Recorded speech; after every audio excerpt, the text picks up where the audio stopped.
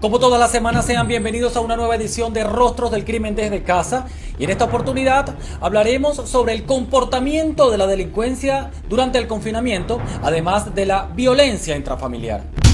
Hemos observado a través de varios medios de comunicación y redes sociales que la delincuencia se sigue reinventando en el país pese al confinamiento. Robos en estacionamientos, hurtos de piezas de vehículos y también en urbanizaciones y viviendas son los delitos más frecuentes durante el confinamiento. Pero no podemos dejar a un lado también la violencia intrafamiliar que sin duda se ha incrementado durante esta pandemia.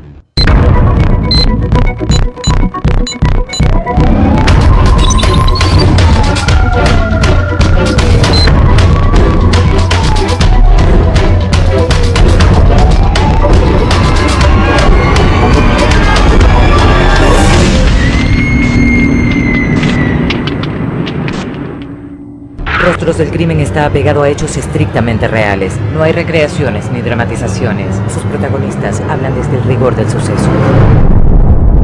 El estado de alarma decretado por el Ejecutivo Nacional no ha sido un impedimento por los delincuentes en este país. La ausencia de personas en las calles y esa confianza que sienten los individuos de estar confinados en sus hogares ha dado oportunidad para que los criminales ingresen a lugares residenciales. Aunque siempre hemos tenido todo tipo de delitos, en los últimos meses se han ido incrementando debido a la falta de patrullaje oficial, sobre todo en horas de la noche, y de las calles solitarias que se transitan día a día. Pero hay un punto importante: la delincuencia se está reinventando durante esta época de pandemia para saber cómo atacar a sus víctimas. Y para conocer más detalles de cómo se está comportando el delito durante el confinamiento, le damos la bienvenida a nuestros primeros invitados, el abogado penalista Luis Isquiel y el abogado criminalista Fermín Mármol García, ambos además autores de un libro que relata la criminalidad en el país. Bienvenidos. Muchísimas gracias. Gracias, Angélica. A ustedes. Fermín, quisiéramos preguntarte qué análisis has hecho de cómo se está comportando el delito acá en Venezuela durante el confinamiento. ¿Cómo está el tema de los secuestros, los homicidios? Pareciera que como que se están registrando más hurtos en residencias, en vehículos también. Quisiéramos saber qué manejan ustedes. Sí, era lógico suponer que los modus operandi iban a estar afectados con la pandemia, toda vez que la pandemia conlleva a un confinamiento y al existir el encierro de la ciudadanía, los modus operandi se iban a ver afectados, sobre todo aquellos delitos que necesitan, desarrollarse en una cotidianidad de exposición de las personas y en calles, avenidas, plazas, parques, centros comerciales. Entonces, sí, ha habido una mutación, ha habido un cambio de los tipos delictuales de mayor materialización en Venezuela, y algunos delitos como lo que tú mencionas, el secuestro, se han visto afectados, han disminuido. También es evidente que en la zona central del país delitos tal vez como el homicidio han disminuido, pero hay otros tipos delictuales que evidentemente han aumentado, entre los cuales podemos hablar de las estafas a través de la tecnología como medio de comisión del delito. También, por supuesto, que todo el tema de la violencia intrafamiliar, la que acontece dentro de los núcleos de nuestras residencias, pero también vamos a ver el aumento de la extorsión, que emplea mayoritariamente el teléfono como medio de comisión del crimen. En frontera, la realidad es otra. En la frontera venezolana se desarrolla una delincuencia organizada, no solo autóctona, sino transnacional, y los tipos delictuales, como lo señalan algunas ONG como Fundaredes, son una circunstancia totalmente atípica, lo que es la extracción de minerales preciosos, pero también lo que es el ingreso de drogas, el ingreso de armas de fuego, el ingreso de municiones, lo que es también todo relativo a la trata de personas. Eso está realmente, continúa en aumento y es una industria criminal floreciente. Luis, vemos con preocupación cómo siguen aumentando estos delitos, pero ahora, ¿crees que es un punto negativo que la pandemia ha afectado el trabajo de las policías, sobre todo porque se ha dedicado ahora a las policías estrictamente a estar en alcabalas para que la gente no pase por autopistas y carreteras. Sí, ciertamente, David. Ya en Venezuela existía un déficit de funcionarios, sobre todo en labores operativas, producto de que muchos estaban dedicados o siguen estando dedicados a ser carceleros, porque los calabozos de policía son como una especie de sistema penal o penitenciario paralelo. Y muchos funcionarios tienen que estar resguardando a estos detenidos en estos calabozos de policía y trasladándolos a las distintas audiencias en los tribunales. Eso hace que las policías tengan menor presencia en las calles de nuestro país. Pero si a esto le sumamos que ahora en la pandemia, como tú señalas, hay distintos puntos de control, distintas alcabalas a lo largo y ancho del país, donde hay muchísimos funcionarios policiales y de la Guardia Nacional, tenemos que esto ha significado una disminución del patrullaje para combatir a la delincuencia. Entonces, ciertamente, esta situación de pandemia y las labores que están ejerciendo muchos funcionarios policiales ha disminuido la atención de los cuerpos de seguridad frente a la delincuencia. Eso es el tema del semáforo. Si el semáforo de la seguridad antes no estaba funcionando a tono, menos ahora. Hay más luz verde para el AMPA. Sí, correcto. Por eso es que han aumentado delitos como el hurto, por ejemplo, sobre todo en horas de la noche, porque hay muchísima menor presencia de personas y también de policías por las circunstancias que ya mencionamos, y ha aumentado el hurto de vehículos completos, el vehículo entero, y también de partes de vehículos que dejan en las calles los ciudadanos y que son más vulnerables en esta época donde hay mucha menos presencia social en las calles. Igualmente han aumentado delitos como la extorsión, se han presentado casos de lanzamiento de granadas, sobre todo en el estado Lara, en el estado Zulia, por parte de delincuentes que presionan a comerciantes industriales para pagar los secuestros. Lo otro, el delito de las estafas electrónicas. Ya se hizo famoso una serie de delincuentes que se hacen pasar por una tal María, envían un mensaje a través de WhatsApp y tratan de engañar a las personas para luego tratar de venderles dólares y estafarlos. Ese delito ha aumentado y la acción de las megabandas criminales también continúa adaptándose un poco también a esta realidad social y económica que se vive actualmente. Fermín, ahora sí vemos que está mutando el delito. O sea, ¿qué se deben hacer en los conjuntos residenciales más allá de tener una seguridad privada? O sea, habría que redoblar los esfuerzos, pero ¿qué sugieres tú como experto en seguridad? Yo creo que es el momento idóneo para que la comunidad se una, no solo se una para el apoyo alimenticio, para el apoyo del sano esparcimiento, sino que a su vez tenemos que elevar la sana malicia y el sentido común para que si vemos algo anómalo, lo podamos reportar a tiempo. Esa vieja consigna que utilizó la seguridad norteamericana después de los sucesos del 11 de septiembre. Si ves algo, di algo. Y yo creo que es el momento para que podamos nosotros elevar nuestra cultura ciudadana de no guardar silencio. Lo peor que puede ocurrir a una sociedad es guardar silencio ante lo anómalo. Y el delito es algo anómalo que todos debemos enfrentar. Nosotros tenemos que hacer nuestra primera pausa comercial y al regreso continuaremos conversando con estos dos expertos en materia criminal en Venezuela, porque vamos a tocar un tema importante. Tiene que ver con el robo y hurto de partes y vehículos específicamente. Ya regresamos.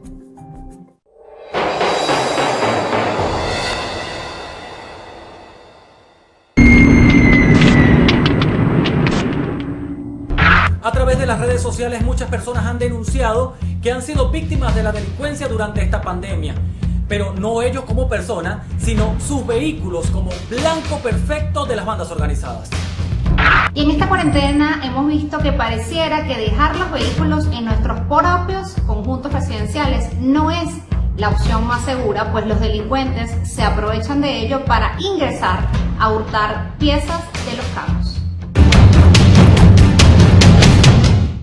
Y continuamos conversando con nuestros especialistas invitados el día de hoy, Luis Isquiel y Fermín Mármol García. En esta parte del programa hablaremos sobre el robo y hurto de partes de vehículos o de vehículos, pero quiero referirme específicamente al hurto de combustible por una cantidad de denuncias que he venido recibiendo. Y ustedes como expertos me gustaría que tocaran el tema. Luis. Sí, correcto, David. La delincuencia se adapta a las realidades económicas. la gasolina se ha convertido en los últimos tiempos en un bien preciado, producto de las dificultades en el suministro. Por lo tanto, se están presentando situaciones en las que vulneran las tapas de los tanques y proceden a hurtar la gasolina. Y también he escuchado casos, denuncias, que señalan que han roto el tanque del vehículo y proceden a tomar la gasolina. Otra de las situaciones que se han presentado con el combustible son estafas. Personas que venden lo que denominan pimpinas o envases de gasolina en las calles y venden un líquido con un color y un olor parecido, pero que no termina siendo gasolina pura. Por eso es que hay que tener cuidado si se adquiere o se pretende adquirir combustible en las calles, producto de esta situación delictiva que se está presentando. Importante lo que decía Luis, pero ahora bien, si como lo comentaba también Davis, también se está registrando o reportando el hurto de combustible en las propias residencias. Y quisiéramos preguntarle a Fermín a qué pudiera responder esto. Si bien es cierto que en algunas épocas durante esta pandemia ha sido más difícil tener acceso al combustible, pues es bien preocupante que en tu propia residencia, en un conjunto residencial, en tu vivienda, te puedan hurtar el combustible, pero además también piezas de los vehículos. Entonces ahí nos preguntamos, ¿realmente pueden ser nuestros propios vecinos los que hurten combustible o piezas de nuestros vehículos? ¿O pudieran ser delincuentes que están ingresando a residencias para, pues, seguir delinquiendo? Coincido con Luis Isquiel en el sentido de que la extracción de combustible es un modus operandi fácil de ejecutar y por lo tanto vamos a tener sin ninguna duda un aumento en esa modalidad, pero también la extracción de fluidos que llevan los vehículos automotores. Me refiero al aceite de la caja, al aceite de transmisión, al aceite de motor. También se ha registrado la extracción de un bien que escasea y que también es costoso. Y sobre las piezas y partes de un vehículo automotor, la ejecución de ese modus operandi es muy rápido. Se ha calculado que en menos de 3 minutos se puede extraer el acumulador o batería de un vehículo automotor, pero también de acuerdo al modelo y marca del vehículo, la computadora, que también es un bien electrónico muy costoso. Por lo tanto, es fácil la ejecución en cuanto a lo temporal. Dedicas muy poco tiempo para poder hacerte de bienes que puedes vender como delincuente de manera muy rápida. ¿Por qué sucede eso? Primero porque en nuestras residencias, en la propiedad horizontal, evidentemente que el mantenimiento del circuito cerrado de televisión se ha hecho muy costoso, muy oneroso. La posibilidad de que los técnicos acudan a tiempo es realmente poco probable. La gente está tratando de sobrevivir, la gente está tratando de resolver sus problemas fisiológicos y el abultar el recibo del condominio con aumento de cámaras de video seguridad, la posibilidad de tener vigilancia privada es realmente un lujo para muchos venezolanos. Pero por otro lado también hay muchas personas que están dejando en vía pública sus vehículos automotores y por supuesto con el poco patrullaje de lo cual ya se ha hablado en el programa y a su vez las bombillas de las vías públicas están en desperfecto, hay problemas en el sistema eléctrico, es una tormenta perfecta para lo que esté a exposición pública. Es lamentable esto que estamos viviendo actualmente y me quiero referir ahora porque antes este tipo de delitos se comportaba más que todo en las zonas de clase media alta, pero vemos con preocupación cómo ahorita el AMPA no está perdonando ningún tipo de región del país. ¿Qué piensas, Luis? Sí, David, correcto, completamente. Hoy en día no hay un territorio libre de delincuencia en nuestro país y tampoco se están fijando si el vehículo es de vieja data o es nuevo. Cualquier vehículo puede ser objeto de hurto hoy en día, tanto el vehículo entero como las piezas del mismo o el combustible. En el combustible no hay ningún tipo de diferencia en cuanto a zona o en cuanto a vehículos. Igual en cuanto a las baterías y otras piezas de estos vehículos automotores.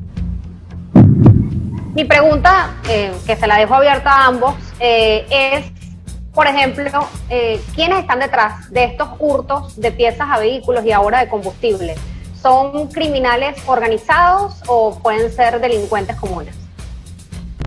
Mi opinión es que tenemos en Venezuela una mezcla de actividades criminales. Hay una delincuencia organizada que evidentemente controla territorios y hace crecer una economía criminal en zonas urbanas y rurales, pero también los problemas fisiológicos hacen emerger un delito de oportunidad, un delito de necesidad.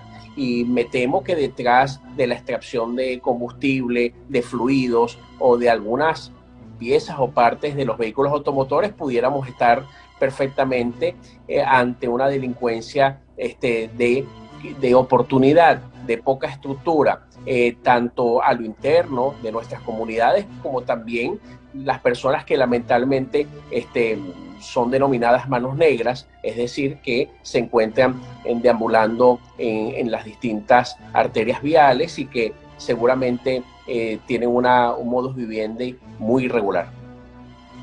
Yo considero, por mi parte, que el hurto de combustible y de piezas de vehículos, como señalaba Fermín, es de la delincuencia no organizada, pero se han visto casos, por ejemplo, de desvíos de gandolas de gasolina completas a bandas, por ejemplo, de la Cota 905. Entonces ya no se habla de un pequeño hurto de lo que pueda tener un tanque de un vehículo, sino de una gandola completa que fue desviada precisamente para obtener ese combustible. Y en lo que se refiere a la delincuencia fronteriza, la que está principalmente en el estado Táchira, en el estado Zulia, allí se ve constantemente contrabando de gasolina desde Colombia hacia Venezuela, producto de que el diferencial de precios les conviene a estos delincuentes y es negocio traer gasolina en la actualidad que se vive en Venezuela desde Colombia hacia nuestro país para la reventa a través del contrabando. Incluso está pasando la frontera de Brasil con Venezuela. También están trayendo el combustible brasileño a nuestro país. Correcto, también ese combustible que pasa por Brasil muchas veces va hacia las bandas delictivas que operan las minas ilegales en el estado Bolívar. Ha llegado el momento de hacer una nueva pausa comercial, pero no queremos despedir este bloque sin agradecerles a nuestros expertos y amigos Luis Isquiel y Fermín Mármol García por habernos acompañado. Saben que Rostros del Crimen siempre está abierto para escucharlos y para tener esos conocimientos que ustedes siempre nos hacen llegar y a nuestros televidentes. Y yo quiero despedirlos aplaudiendo porque ustedes son unos profesionales de altura que aportan muchísimo para el beneficio de nuestro país. Así que bueno, muchísimas gracias por participar y más adelante estarán con nosotros con unas recomendaciones. El gusto es todo nuestro. Angélica, Davis, siempre para nosotros un placer estar con ustedes para hacer llegar nuestras opiniones con relación al crimen y la violencia en Venezuela. Muchísimas gracias, Angélica, Davis. El placer es nuestro de estar en este excelente programa.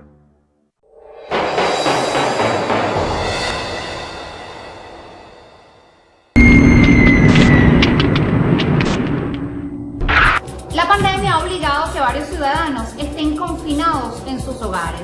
Sin embargo, este hecho tan repentino evitó que muchos pudieran retornar a sus viviendas, lo que ha generado que muchas casas estén solas y que los criminales vean oportunidades para operar. Las calles solitarias son el caldo de cultivo de los delincuentes, quienes esperan el momento preciso para ingresar a las viviendas para hurtar o robar. No solo esto ocurre en horas de la madrugada, sino que durante el día, muchos de los delincuentes estudian a sus víctimas cuando salen a pasear mascotas, a hacer cualquier tipo de compras e incluso reunirse con algún vecino cercano.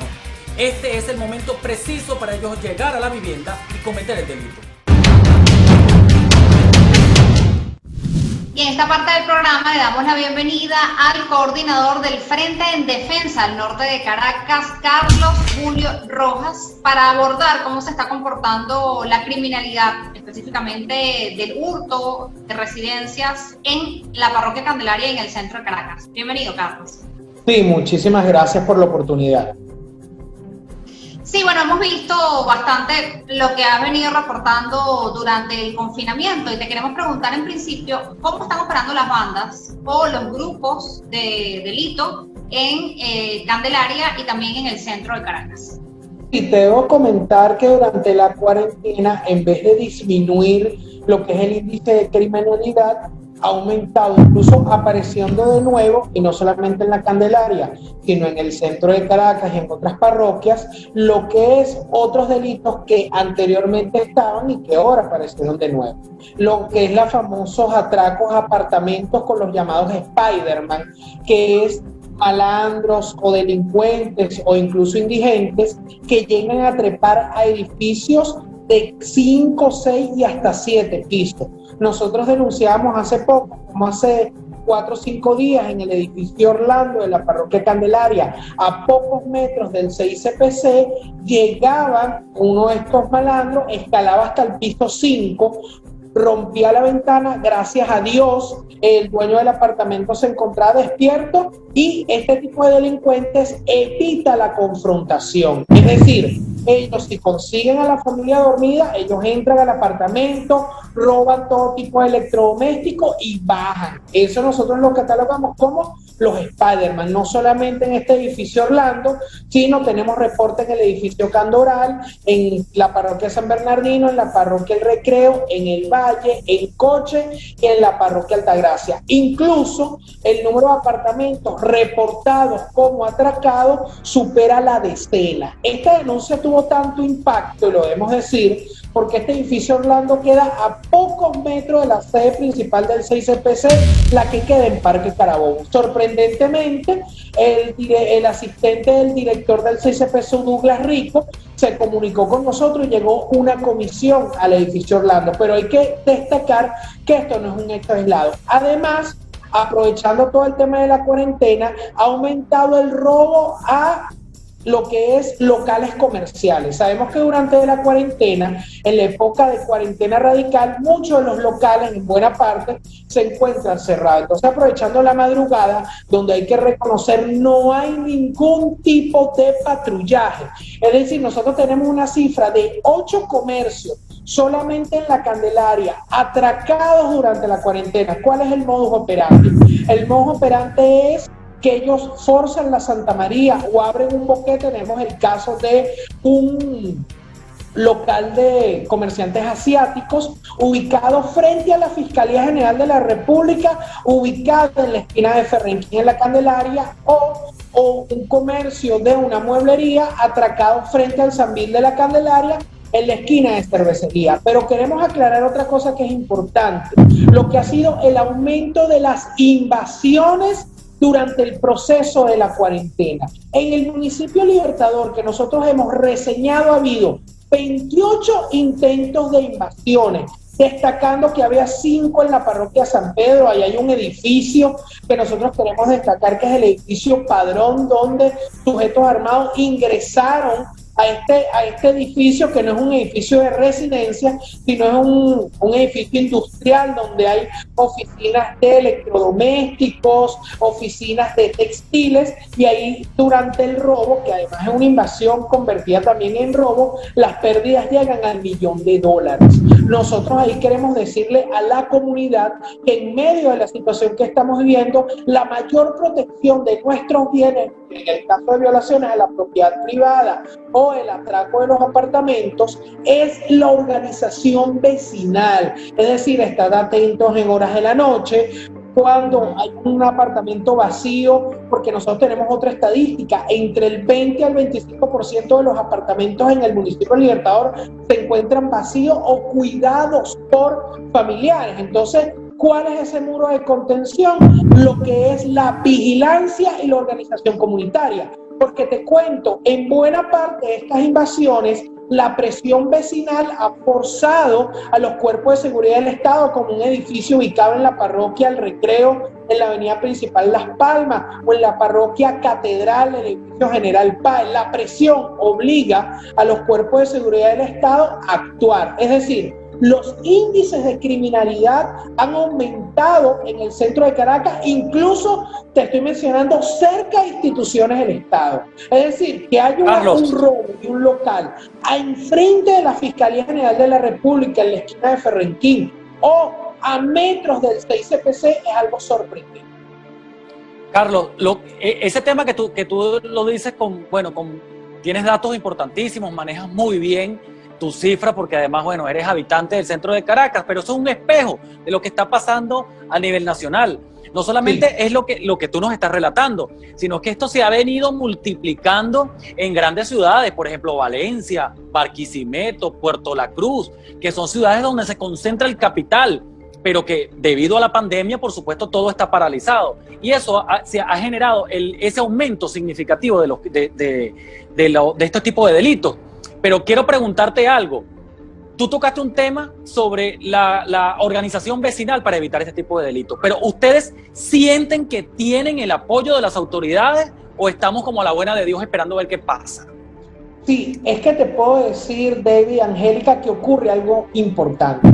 Las autoridades actúan solamente cuando hay una presión a través de la protesta o la denuncia de los vecinos.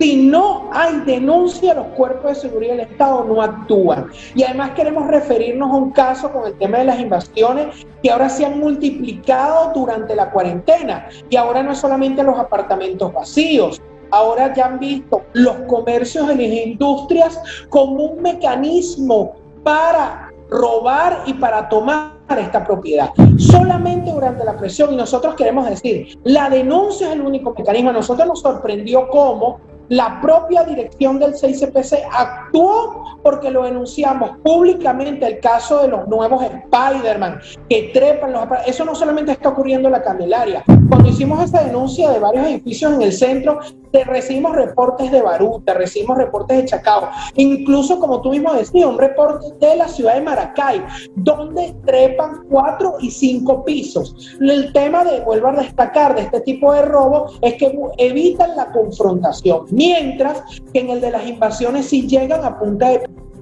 Y nosotros queremos decir que muchos se han mantenido invadidos porque pareciera que estos colectivos o estos entes, entre comillas, paramilitares, cuentan con algún apoyo. No queremos referirnos directamente de algún ente superior que evita que las autoridades acometan el tema de las invasiones. Incluso nos han dicho cuerpos de seguridad del Estado, incluso el CICPC, nosotros no nos podemos meter en el tema de las invasiones cuando ustedes saben que eso está tipificado como delito en el Código Orgánico Procesal Penal.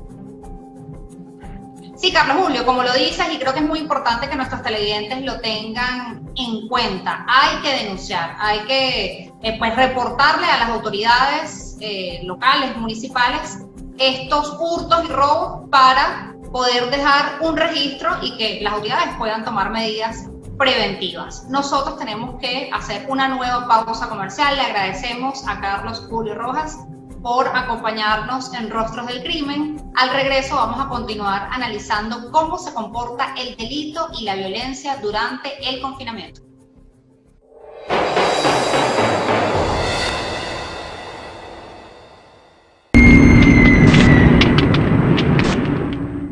La violencia intrafamiliar ha ido aumentando vertiginosamente durante este confinamiento. Las estadísticas indican que no solo la violencia ocurre entre parejas, sino entre familiares de un mismo círculo que están conviviendo diariamente. Este tipo de violencia viene desde lo psicológico hasta lo físico, creando sin duda una alta conflictividad intrafamiliar, lo que además de ser desagradable puede desencadenar en actos fatales como el asesinato de uno de los integrantes de la familia por parte de uno de sus familiares. Y para continuar ahondando en este tema, recibimos en esta parte del programa a la periodista Rosibel González y a la psicóloga Yorelisa Costa, quienes van a hablar en conjunto sobre la violencia intrafamiliar y el aumento durante la cuarentena. Pero hay un caso específico que ocurrió en el barrio El Carpintero de Petare y eso estremeció la opinión pública cuando un hijo asesinó a su madre y enterró su cuerpo en el patio de su casa. Queremos que Rosibel nos dé contexto sobre la violencia intrafamiliar con este caso. Así es, gracias por la invitación, David y Angélica. En efecto, este suceso ocurrió en el barrio Carpintero de Petare. La víctima, una estilista de 54 años de edad de nombre Quit Teresa Ibáñez Altaponte. Esta mujer residía con su único hijo de nombre Luis Eduardo Pérez Altaponte, de 26 años de edad, quien además tenía 4 meses de haber salido en libertad plena luego de pasar 1 año y medio recluido en el penal de Yare por el delito de robo. La última vez que Quid fue vista con vida fue al mediodía del lunes 26 de julio. A las 5 de la tarde, como todos los días, la rutina de Quid era reunirse con sus amigas y vecinas cercanas para tomar café. Ese lunes faltó a la reunión, su ausencia causa extrañeza, y el día martes estas mismas amigas y vecinas deciden llamar a la familia, quizás para indagar si es que ella había salido del barrio al resto de las casas vecinas o si habían ido a casa de la familia. La familia, al recibir la alerta de que Quid no estaba en casa, se preguntaron quizás si es que había salido a trabajar fuera del sector. Sin embargo, no fue sino hasta el día miércoles cuando ellas van a la casa de Quid y se vieron la necesidad de forzar la entrada de la residencia. Ingresan, el primer sitio que visitan dentro de la casa es la habitación de Quid, y notan que encima de la cama hay 2 almohadas cubiertas con una sábana. En efecto, Quid no estaba. Ellas comienzan a buscar más detalles con las vecinas, amigos cercanos, porque bueno, dada la restricción en movilidad decretada una vez por la pandemia, obviamente Quid no salía de su casa. Ella todos los trabajos como estilista los hacía cerca de la zona. Los vecinos le cuentan a la familia que vieron en reiteradas oportunidades al hijo cuando entraba y salía de la casa con objetos de valor de la madre, entre ellos cristalería, joyas y sus artículos de trabajo, llámese secador, plancha de cabello, y que además fueron vendidos en otros sectores aledaños. Esta voz se corre y es un dato importante que aportan a la familia de Quid. Luego, al preguntarle al muchacho en reiteradas ocasiones dónde estaba su madre, una vez refirió que había sido hospitalizada en un centro asistencial de la capital luego de haber sido notificada por el contagio del COVID-19. En otras versiones, y también un poco para eludir las preguntas de sus vecinos, el muchacho refería que ella se había ido a La Carlota a trabajar varios días con unos clientes que le habían llamado supuestamente para un gran evento. Sin embargo, ninguna de las dos versiones encajaba, y por lo tanto pues la familia seguía insistiendo y seguía buscando dentro de la casa algunos detalles que dieran pistas, o si ella se había ido sin avisar, si había llevado un bolso consigo, o si simplemente se había ausentado y no le quiso avisar nada a nadie. Pero esto no era costumbre de esta mujer. El día jueves ellos desisten la búsqueda y esperan a que ella quizás se comunique vía telefónica y todo esto. Esto no pasó. El día viernes van nuevamente a la residencia y entonces hacen como un inventario de las cosas de Quid. Allí pues notaron lo de la cristalería, la joyería, los implementos de trabajo, pero también una de las hermanas se asoma debajo de la cama, ese sitio no lo había revisado previamente, y halla la cartera de Quid. Allí tenía su documento de identidad, tarjetas, su teléfono celular apagado. Estos casos, Rosibel, dígame. Rosibel, pero este caso, como lo estás relatando, me gustaría ahora interrumpir, pero darle la palabra a la doctora, porque si bien es cierto que este tipo de violencia existe entre madre e hijo, en este caso, es el caso que nos vienes relatando, pero ¿cómo pudiéramos interpretar desde el punto de vista psicológico, doctora, esta acción de un hijo hacia su madre? Porque no es el primer caso, son muchos que se están multiplicando en todo el país. Bueno, fíjate que no es normal violencia entre madres e hijos o viceversa, ¿verdad? Efectivamente, la pandemia, el encierro, el aislamiento, tantos meses donde hemos cambiado por completo nuestras rutinas, nuestra forma de trabajar, ha creado unos desequilibrios emocionales, pero que se enmarcan dentro de una normalidad. Puede ser que puertas adentro realmente los hogares estén transformados en unas ollas de mucha presión. ¿Cómo vamos a bajar eso? ¿Pero qué se puede presentar? Se pueden presentar peleas más frecuentes entre los hermanos, irritabilidad, cambios del humor, ciertos cambios de comportamiento, que se levante la voz, pero una familia funcional, una familia sana, se sentaría entonces a conversar qué es lo que pasa, por qué me siento irritable. Decirle a las personas que nos están viendo que es cierto, que hay mucha inestabilidad emocional, que es normal que un día tú te sientas muy triste, que no te quieras levantar de la cama, pero no es normal que tú quieras ir con violencia o agredir a algún miembro de la familia. ¿Qué estamos viendo además? Que dentro de los hogares y de las familias pueden haber condiciones particulares que potencian el encierro y la pandemia, que pueden haber trastornos de conducta, que pueden haber algunos familiares con un trastorno como evidentemente tenía este joven que ustedes señalan. No es normal, tiene que haber un trastorno mental anterior, un trastorno psicológico, una falta de medicación, ¿verdad? Una falta de diagnóstico, de apoyo profesional, consumo de drogas, de alcohol, que también hace una situación mucho más difícil. Según relata la periodista, este joven estaba ya en la cárcel. O sea, hay conductas delictivas, hay todo un trastorno de personalidad antisocial que en una situación como esta, sin tratamiento, sin ayuda profesional, pierdes el equilibrio total, ¿verdad? Del control de la emocionalidad y puedes cometer, tal vez bajo los efectos de alguna sustancia indebida, un crimen e ir contra tu propia madre. Pero no son situaciones normales. Repito, lo que estamos viendo en los hogares efectivamente es inestabilidad emocional, irritabilidad.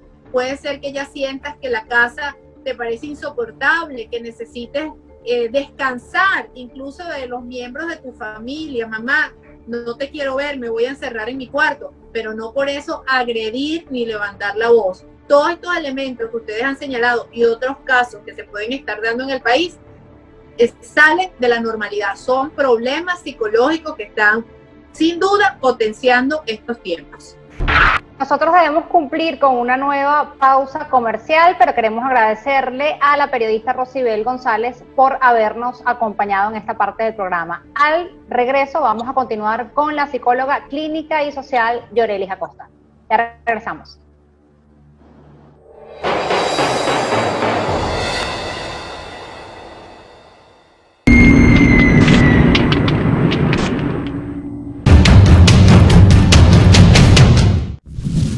Bueno, y ya para finalizar este programa en el que hemos analizado cómo se está comportando el delito y la violencia durante el confinamiento, es importante extremar todas las medidas de seguridad. Si bien es cierto que pasamos más tiempo confinados en nuestros hogares, tenemos que estar muy atentos para no ser víctimas de hurtos y de robos en nuestras residencias. En cuanto a la violencia, pues profundizar la comunicación y no tener miedo a pedir ayuda psicológica e incluso psiquiátrica si la necesitamos durante este confinamiento.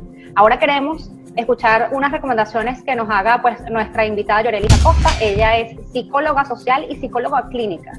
Yorelis, además eres investigadora de la Universidad Central de Venezuela. Queremos escuchar tus aportes en cuanto al tema de la violencia. Ya habíamos hablado tras cámara contigo cómo algunos trastornos mentales se pueden profundizar en confinamiento. ¿Qué hacer para evitar más casos lamentables como los que estamos viendo en la prensa? Bueno, es muy importante dos elementos. Primero, aprender a manejar nuestras emociones en confinamiento, en aislamiento prolongado, porque tenemos ya mucho tiempo en esta situación. No nos imaginamos que íbamos a estar 4 o 5 meses y todavía no le vemos un punto final. Esto está generando mucha ansiedad en las personas, así que saber cómo mantenemos la calma, cómo cuidamos a las personas que están a nuestro alrededor, saber si en nuestro entorno hay alguien que requiera un cuidado especial. Tenemos niños con trastornos especiales, con demandas especiales, con educación especial. Tenemos adolescentes muy inquietos en casa. Tenemos a lo mejor a los adultos mayores con algún trastorno cognitivo, un abuelito con Alzheimer. Debemos saber cuál es la constitución de la familia y tratar de responder a esas necesidades especiales. Niños, adolescentes y adultos mayores en estos momentos requieren atención especial y no le restemos importancia a tener agendas flexibles. Hay que tener unos horarios para el descanso, para la alimentación, para actividades que podamos compartir en familia, pero también actividades que podamos hacer solos. a tantos meses de estar aislados, necesitamos silencio y contacto con nosotros mismos para mantener la calma y poder manejar nuestras emociones y ser tolerantes con los cambios emocionales que vemos en las personas que están a nuestro alrededor. Y aunque es difícil este confinamiento para muchas personas, creo que hay que rescatar el tema de la denuncia oportuna. Independientemente de que suframos o no una situación delictiva, debemos siempre estar muy atentos a que cualquier cosa que nos vaya a generar alguna angustia, es importante conseguir esa ayuda. Yo creo que una mano amiga es súper importante con el vecino, con el familiar, y que aunque estemos en confinamiento, creo que la tecnología nos ayuda muchísimo a ese acercamiento tan fácil que nos ayuda incluso a mejorar muchas situaciones y a vivir como tenemos que vivir, hasta que esta situación se aplaque. Yoreli, hablaste de 2 puntos que me gustaría profundizar brevemente contigo. Uno, ¿cómo lograr ese espacio o ese silencio en confinamiento cuando de pronto tienes varios miembros viviendo en un mismo espacio, incluso hacinados? Y la otra pregunta, ser flexibles con los horarios. ¿Cómo ser flexible en confinamiento en el tema del trabajo? Muchas personas, manifiestan que se les ha triplicado el trabajo en confinamiento. Entonces, ¿cómo lograr ser flexible y manejar ese tema del estrés en confinamiento con el trabajo? Sí, el trabajar desde la casa, tener los niños, estar todos en convivencia y a lo mejor la olla encendida, todas las actividades de la casa que suman, ¿verdad? Esa multiplicidad de roles al mismo tiempo tiene a las personas muy movidas emocionalmente. Entonces, el tema de los horarios para mí es una herramienta fundamental. Si los niños se están parando más tarde, aprovechemos la mañana para trabajar en esas actividades que requieren mayor concentración, lectura, responder mensajes, producir, porque muchas personas están trabajando desde su casa.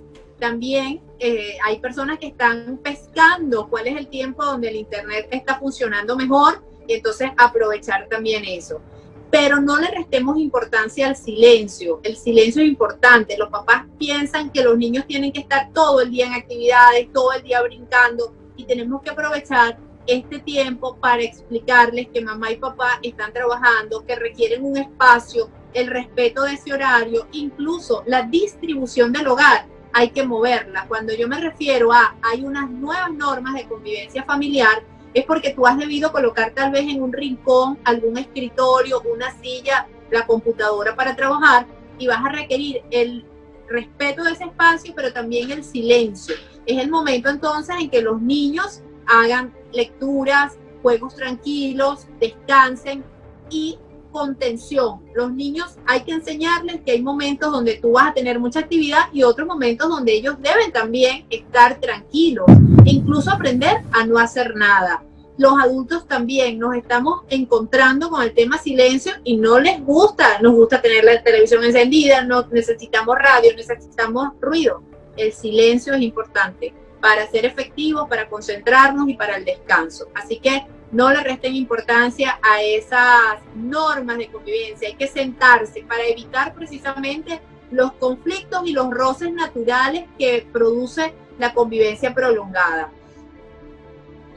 Yoreli, me gustaría una recomendación final en el momento en que no podemos controlar la ira por el confinamiento, entre familiares, entre parejas, que puede llevar a un desenlace fatal, como casos de femicidio, agresiones muy graves. Sí, las familias deben estar atentos a los cambios de comportamiento que se produzcan en alguno de sus miembros. No solamente la rabia, la ira, la explosión, la irritabilidad, también estamos viendo tristeza, depresión e incluso en los niños. Si algún día usted no se puede levantar de la cama porque está desanimado, descanse, comuníquese con su familia. Pero los padres sabemos si tenemos un antecedente de alguna enfermedad mental, por ejemplo, que esos elementos los estamos viendo potenciados en un momento de pandemia y de aislamiento. Que las personas cumplan su tratamiento. Si hay tratamiento médico, hay que tomarlo. Y, insisto, esos cambios de comportamiento también debemos buscar ayuda especializada. No sientan pena ni miedo de buscar un psicólogo, un psiquiatra, porque pueden haber más roces, más peleas entre hermanos, pueden irse a las manos o que esta situación se salga de control. Mira, yo creo que en estos tiempos donde hay muy pocas personas en las calles, no es buena idea caminar en esa soledad. porque hay muchos delincuentes que pudieran estar a la casa de personas en estas circunstancias. Por otra parte, Davis, en esta situación de encierro obligatorio, hay que tratar de llevar las cosas de la mejor manera posible dentro del hogar, porque se han estado presentando muchas situaciones de violencia dentro de los hogares venezolanos, situaciones de lesiones, de agresiones verbales, e inclusive han llegado algunas de estas circunstancias que se presentan hasta el femicidio. Entonces hay que hacer llevadero esta situación engorrosa, desagradable de estar encerrados en nuestras viviendas. Sí, coincido con Luis Iquiel que es el momento de sacar lo mejor de nosotros en estas circunstancias, y una de esas herramientas es la comunicación. Es el momento de expresar la solidaridad con nuestros familiares, nuestros amigos, nuestros vecinos, no solo para sortear los problemas que tenemos en la cotidianidad, sino también para acompañarnos cuando tengamos que exponernos en la vida pública y reportar. Lo que es anómalo vale la pena comunicarlo, porque es un buen antídoto contra el crimen y la violencia. Sí, en esta época de pandemia donde todos estamos en nuestros hogares, es recomendable tener a mano los teléfonos de emergencia y sobre todo los teléfonos de las policías locales. No es recomendable buscar ese número telefónico cuando se presente una situación que deba ser denunciada, sino tenerlos ya a la mano. Y ese es el llamado que le hago a todos los televidentes, de que tengan, vamos a decir, fácilmente alcanzable el número de las policías locales, para que si llegan a ver alguna situación irregular que se presente dentro de en los alrededores de su vivienda o en las calles, sea denunciado esta situación ante los cuerpos de seguridad del Estado. Si no se hace la denuncia, la impunidad de los delincuentes está 100% garantizada. Hemos llegado al final del programa de hoy, pero queremos agradecerles una vez más por su sintonía. Recuerden que nuestras redes sociales están activas para ustedes con el usuario de Rostros DLC. Las mías también están activas, @AngelicaReporter en Instagram y AngelicaReport en Twitter. La mía en Twitter es @Davis Ramírez y en Instagram @SoyDavisRamírez. Nos vemos la próxima semana cuando nuevamente nos sentemos frente a frente con los rostros del crimen. Paisajes hermosos donde se sustenta el crimen. Hermanos se atacan entre sí con proyectiles. Tensión en la situación, se sobrevive dando mucho más de lo poco que recibes. Mueren jóvenes, su madre llora. Plegarias no callan el cantar de la flor. Las generaciones se pierden con el paso de las horas. Y ahora, unos son presas y otros devoran. Calles de sorpresas como la caja de Pandora, donde mantengo la esperanza a pesar del diluvio, y la superación y el estudio como refugio. Sigo caminando en estos suelos sin que me detenga el miedo. Mis palabras son reflejos, entiendo lo que siente el pueblo porque soy parte de ello. No importa color ni pensamiento, es el mismo espejo. Voceros de los que quedan, también de aquellos que partieron. Unidad es lo que quiero, espero.